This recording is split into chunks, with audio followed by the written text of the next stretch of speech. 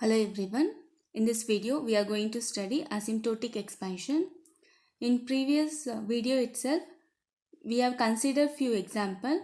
We have considered few integrals and we got series solution for those integral. In few cases the solution was convergent and in few cases the solution was divergent. So from that example it is clear that the power series of a function at a point x0 is given by, so we have a power series expansion for f of x. F of x is some function. For this power series expansion is constant. In few cases constant will exist. x1, x minus x0, we are expanding about a point x0 plus x2, a2, x minus x0 whole square etc. plus an x minus x0 to the power n plus etc. We got infinite series. So I have written infinite series here. The same series we can write it using summation. N is equal to 0 to infinity an x minus x0 to the power n. This series converges pointwise to f of x. So that is f of x is equal to summation of an x minus x0 to the power n for all x such that when this condition satisfies, such that x minus x0 is less than r. R is radius of convergence, that convergence point. So whenever modulus of x minus x0 is less than r, f of x can be expressed as a power series. Now the same thing we can explain in other way. F of x is equal to, I am going to split the summations. We can write this as n is equal to 0 to some point capital N, an x minus x0 to n plus, I am splitting the summation 0 to infinity as, I am having 0 to infinity, I am splitting this as 0 to n and n plus 1 to infinity. I am splitting the summation, therefore n is equal to capital N plus 1 to infinity an x minus x0 to the power n. This value, if this value is epsilon n x, I am taking this value as epsilon n x, this series converges uniformly whenever this term tends to 0. That is whenever epsilon n tends to 0 for n tends to infinity. For higher values of n, this epsilon is vanishing, tends to 0. So if this value is very less, then f of x is approximately equal to summation of n is equal to 0 to n an x minus x0 to the power n. So before defining the asymptotic expansion, I would like to say what is f of x is very much less than g of x. We are having two functions f of x and g of x. If we write f of x is very much less than g of x, it means limit of x tends to x0 f of x by g of x tends to 0. F of x is very much less than g of x. Obviously, when lesser value is divided by greater value, this value tends to 0. In this case, we say f of x is very much smaller than the function g of x. Another notation is f of x is approximately equal to g of x. This we say it as f of x is asymptotic to g of x. We are saying f of x is asymptotic to g of x. In this case, limit of x tends to x naught, f of x by g of x tends to 1. These both values are almost equal. Therefore, when we divide those two functions, it will be equal to 1. Now we will define what is asymptotic expansion. So a function f of x is said to be asymptotic to power series. A function f of x is said to be asymptotic to power series summation n equal to 0 to infinity a n x minus x naught to the power n. I repeat, whenever we say a function f of x is asymptotic to a power series summation of n equal to 0 to infinity a n x minus x naught to the power n, if the remainder term epsilon n of x. What is epsilon n of x? Summation of n plus 1 to infinity a n x minus x naught to infinity is very small. Whenever this value is very small, we will say the function f is asymptotic to power series summation of n equal to 0 to infinity a n of x minus x naught. So in the same thing we can write it as, in other words, f of x minus, see I am shifting this to this side, minus summation of n equal to 0 to infinity n a n x minus x naught n. When we subtract almost equal term, it should be very much less than a n plus 1 x minus x naught n plus 1. The very next term of this, whatever we have considered, as x tends to x naught.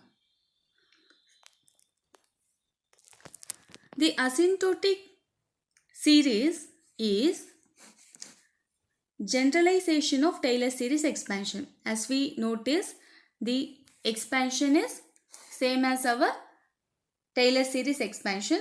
So, asymptotic series is generalization of Taylor series expansion. Also, this asymptotic series of a function need not be convergent leading asymptotic series. It need not be convergent always. Most of the asymptotic series are not convergent. To find asymptotic expansion, we are having 4 methods to find asymptotic expansion. First one, integration by parts. We know what is integration. So, using integration by parts method, we can find asymptotic series of the given function. Second method is Laplace method. Using Laplace method also, we can find asymptotic expansion. Third one, method of stationary phase. Using the method of stationary phase, we are going to find the asymptotic expansion. Last one, method of steepest descent. So using these 4 methods, we are going to find asymptotic series of the given function. So for example, if I am considering an integration term x to infinity t inverse of e power minus t dt. As we solved earlier, we can solve this using integration by parts. So what is integration by parts? We will take u as one function, v as another function. How to choose u and v? Using highlight.